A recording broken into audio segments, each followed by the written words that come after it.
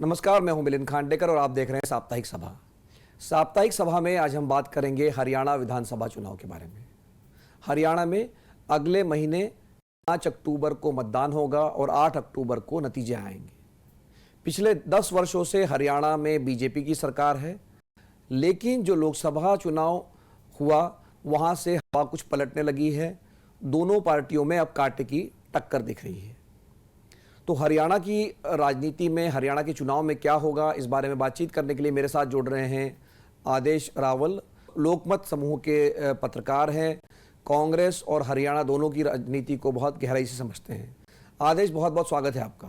हरियाणा से तो आप आते ही हैं, तो 10 साल से भारतीय जनता पार्टी की सरकार चल रही है हरियाणा में। तो अब जो ये चुनाव होने जा रहा है, आपकी नज़र में किसका पलड़ा भारी दिख रहा है इस चुनाव में?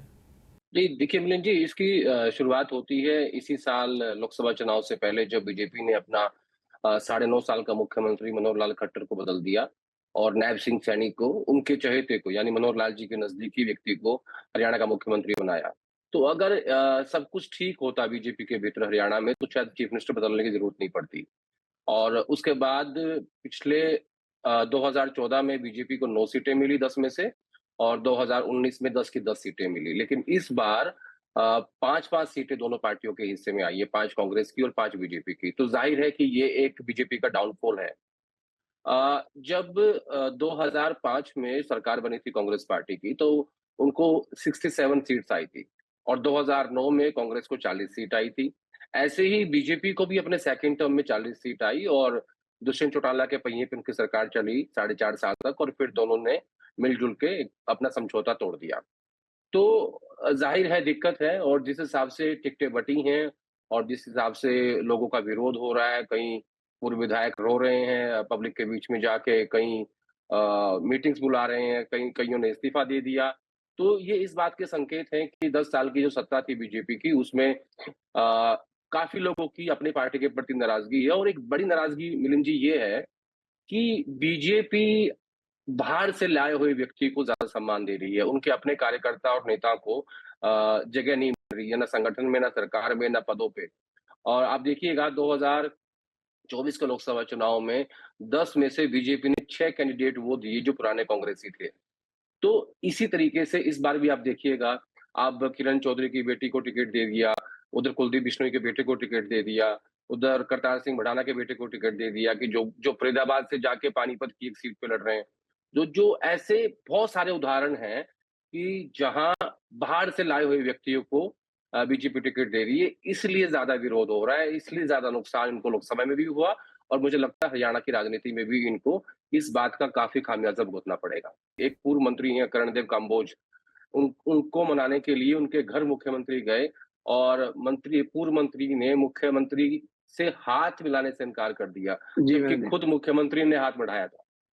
और देखिए, उनकी मैं तो उनकी काबिलियत कहूँगा कि खुद मुख्यमंत्री चल के उनके घर चले गए, लेकिन उन्होंने हाथ नहीं मिलाया। तो ये नाराज़गी हर जिले में, हर विधानसभा क्षेत्र में आपको देखने को मिलेगी। ऐसा कहते हैं कि अमित शाह ने इसमें इन्वॉल्वमेंट अपनी ज़्यादा बढ़ाई, और उसके बाद सबके टिकट काट दिए गए। हाँ, 5-7 सीटें ऐसी हैं जहाँ बाहर से लोगों को बुला के टिकट दिया गया, उसमें कांग्रेसी भी हैं, उसमें जेजेपी से भी आए हैं। तो वो एक बड़ी चुनौती है बीजेपी के सामने। तो आदेश, आपने जो एक बात कही कि 9.5 साल का मुख्यमंत्री बदला बीजेपी ने, मनोहर लाल खट्टर को उन्होंने हटा दिया लोकसभा चुनाव से ठीक पहले, और बीजेपी का ये फार्मूला जो है, इसने गुजरात में काम किया था, उत्तराखंड में काम किया था, लेकिन कर्नाटक जैसे राज्य में काम नहीं किया था। तो हरियाणा में भी लगता है कि इसका फायदा अगर लोकसभा चुनाव को आप देखेंगे तो नहीं मिला है।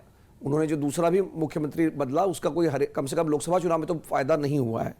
तो मैं ये बात समझना चाह रहा हूं कि मतलब बीजेपी का ये खेल क्यों बिगड़ता हुआ दिख रहा है, खास करके एक तो जो राजनीति थी कि भाई हम नॉन जाट मुख्यमंत्री देंगे, जो कि बाकी सारे समुदायों को एक तरह से पोलराइज करेगा जाटों के खिलाफ, और ये पंजाबी को लाके या खत्री को लाके, अब सैनी साहब को लाके, तो ये वाली जो राजनीति जिसने बीजेपी को एक तरह से 10 साल तक कामयाबी दिलाई, ये समीकरण क्यों बिगड़ गया है? देखिए मिलन जी, हर एक किसी भी राजनीतिक दांवपेच की एक एज होती है। ऊपर क्योंकि केंद्र सरकार में हिंदू मुस्लिम चलता रहा, हरियाणा में जाट गैर जाट चलता रहा, और दरअसल हरियाणा की राजनीति जब जाट गैर जाट की बात होती है, उसमें 2 फैक्टर बहुत महत्वपूर्ण हैं, चाहे कोई भी मुख्यमंत्री रहा हो। एक, सामाजिक रूप से मुख्यमंत्री कितने लोगों से मिलते-जुलते हैं, कितने लोगों के सुख-दुख में शामिल होते हैं। नंबर 2, सरकारी नौकरी की राजनीति। ये 2 फैक्टर बहुत महत्वपूर्ण है हरियाणा की पॉलिटिक्स में।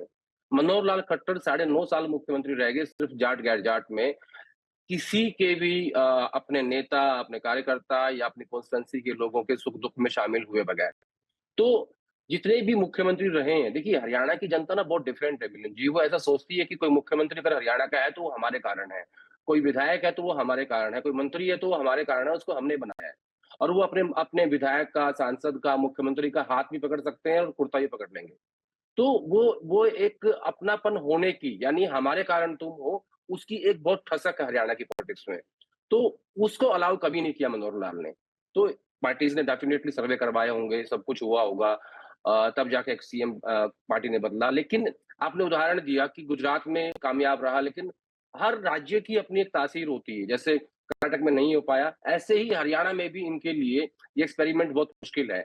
क्योंकि सबसे पहले आपको अपना घर समेटना पड़ेगा, सँभालना पड़ेगा। आपने मुख्यमंत्री समेत पूरी कैबिनेट चेंज कर दी, लेकिन किसी ने चीज़ तक नहीं की। जब आपने यहाँ करने की कोशिश की, जब आपने टिकटें काटने की कोशिश की, तो आप देखिए कि हर जिले से, हर विधानसभा क्षेत्र से आवाज़ आ रही है। हर कोई इस्तीफ़ा दे रहा है, कोई प्रदर्शन कर रहा है, कोई रो रहा है। तो एक एक डैमेज कंट्रोल करने की कोशिश बीजेपी कर रही है, लेकिन वो हो नहीं पा रहा है। तो तासीर नहीं है हरियाणा की ऐसी कि आप इतना बड़ा एक्सपेरिमेंट यहाँ कर दोगे। अब आप ये बताइए मुझे, नायब सिंह सैनी कहते हैं कि मैं जब से मुख्यमंत्री हूँ, आप मेरा काम देखो। और मनोहर लाल खट्टर कहते हैं कि साढ़े 9 साल में जो मैंने किया, आप मेरा देखो। तो यहीं पे ही कोऑर्डिनेशन नहीं है। दूसरा, पहली गलती बीजेपी ने ये करी कि उन्होंने चुनाव को आगे बढ़ाने की कोशिश आगे बढ़ा दिया, 5 दिन के लिए एक्सटेंड कर दिया। दूसरी गलती ये करी कि नायब सिंह सैनी ने अपनी सीट चेंज कर ली। तो उससे क्या होता है ना, एक मैसेज जाता है जनता के बीच में कि भैया ये आपने क्या कर दिया? आपको क्यों चुनाव तारीख आगे बढ़ानी पड़ रही है? क्योंकि जब 5 पार्टियाँ चुनाव लड़ रही हैं, तो आपको कौन सी ऐसी आपत्ति है कि आपका वोट शेयर कम हो जाएगा या आपको वोट कम पड़ेगा? दूसरा, जब मुख्यमंत्री अपनी सीट चेंज करता है, उससे भी एक संदेश जाता है। मुख्यमंत्री रहने वाले हैं नारायणगढ़ के। वहाँ पे लोकसभा चुनाव में बीजेपी हारी है। सांसद रहे कुरुक्षेत्र से, और जब मनोहर लाल ने मुख्यमंत्री पद से इस्तीफा दिया तो उन्हीं की सीट से इन्हें बाय इलेक्शन में करनाल के लोगों ने एमएलए बनाया। अब वो सीट इन्होंने छोड़ दी, तो जाहिर है उनकी पुरानी सीट पे, यानी करनाल वाली सीट पे इस बात का असर पड़ेगा कि भाई मुख्यमंत्री ने ये सीट छोड़ दी। हमने 2 बार जिताया मनोहर लाल को और 1 बार जिताया नायब सिंह सैनी को, उसके बावजूद भी ये सीट छोड़ के चले गए। तो जो भी बीजेपी के व्यक्ति को वहां से टिकट दिया गया है, उसकी जीत और हार पे भी वहां पे असर पड़ने वाला है। दूसरा, जिस सीट पे गए हैं लाडवा, ऐसा कहते हैं कि इनका जो पुराना गाँव है नायब सिंह सैनी का, वो उसी सीट में आता है, तो इसलिए इन्होंने अपनी वोट को वहाँ ट्रांसफर करवा लिया और वहाँ शिफ्ट हो गए। लेकिन इस बीच में जो बीजेपी के प्रदेश अध्यक्ष हैं, वो कई बार ये कहते आए कि नहीं हम सीट चेंज करेंगे। मुख्यमंत्री कहते रहे कि नहीं हमारी सीट चेंज नहीं होगी। तो एक लैक ऑफ कोऑर्डिनेशन है। तो जब इलेक्शन कमीशन ने चुनाव अनाउंस किए थे, तो क्या स्टेट गवर्नमेंट ने सेंट्रल गवर्नमेंट से मशवरा नहीं किया होगा? तो तब आपने एक बात क्यों नहीं सोची कि हम 5 दिन एक्सटेंड करेंगे, बीच में छुट्टी आ रही हैं?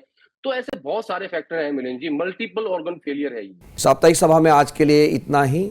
हमने बात की हरियाणा चुनाव के बारे में, और आने वाले दिनों में जम्मू कश्मीर में चुनाव है, महाराष्ट्र में भी चुनाव है, झारखंड में भी चुनाव है, तो इन चुनावों के बारे में भी हम चर्चा साप्ताहिक सभा में करते रहेंगे।